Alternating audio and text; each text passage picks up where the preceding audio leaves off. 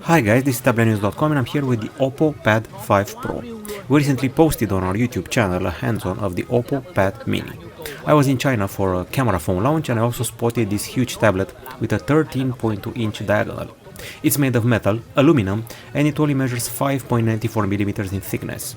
It weighs 672 grams, competes with the iPad Pro and the latest Galaxy Tab S.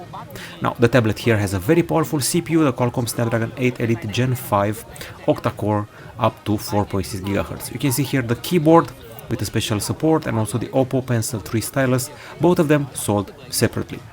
Now, this tablet here uses an LCD screen, not an AMOLED, to keep the price down.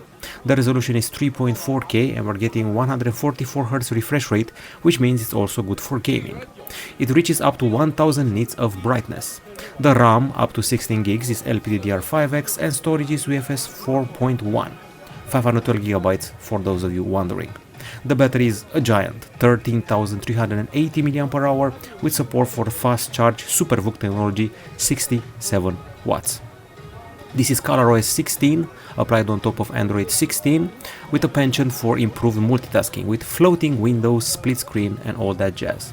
If you're caring about the tablet's cameras, well, 13-megapixel main camera and 8-megapixel front camera with a 105-degree wide angle for clearer and wider video calls.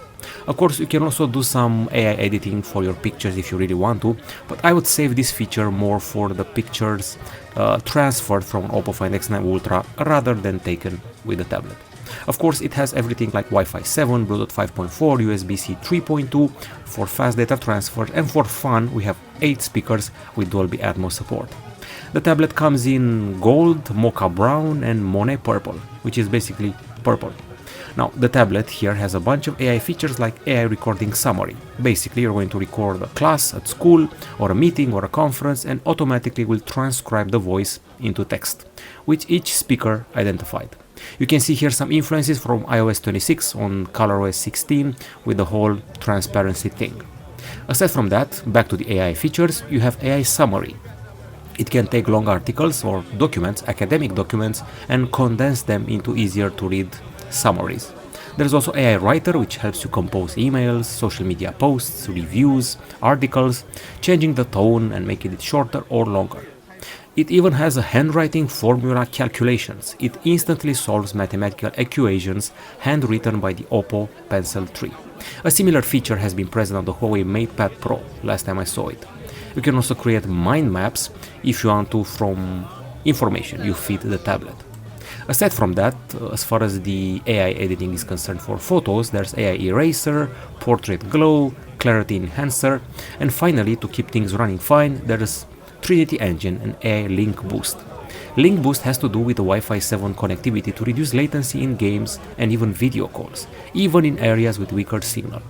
Another interesting feature is called Luminous Rendering Engine. It uses AI for more fluid animations and transitions without lag between applications.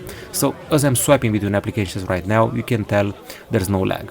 And this is the audio recording feature that turns audio into text. Okay, so in a nutshell, this is a tablet OPPO Pad 5 Pro. It's a giant device and the price is actually quite appealing. 540 euros, at least converted from yuan in China to our currency in Europe.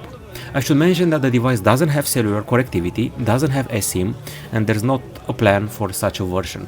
It's got an aluminum frame, an aluminum back, and it's quite light and slim to use. Of course, you're required to use it with two hands because it's rather big. Right now I keep resizing windows and this feels familiar to me. A similar system of floating and resizable windows has been inaugurated by the Oppo Find N6. You know, the foldable phone without a crease. Okay, so that's pretty much the best that Oppo has to offer right now when it comes to large screen tablets. Considering the price tag, it's a very solid offer against the iPad Pro and the Galaxy Tab S. However, the fact that it's not selling in Europe may be a bit of a drawback, at least right now. Maybe in the future, who knows, maybe the Oppo Pad 6 Pro will do that.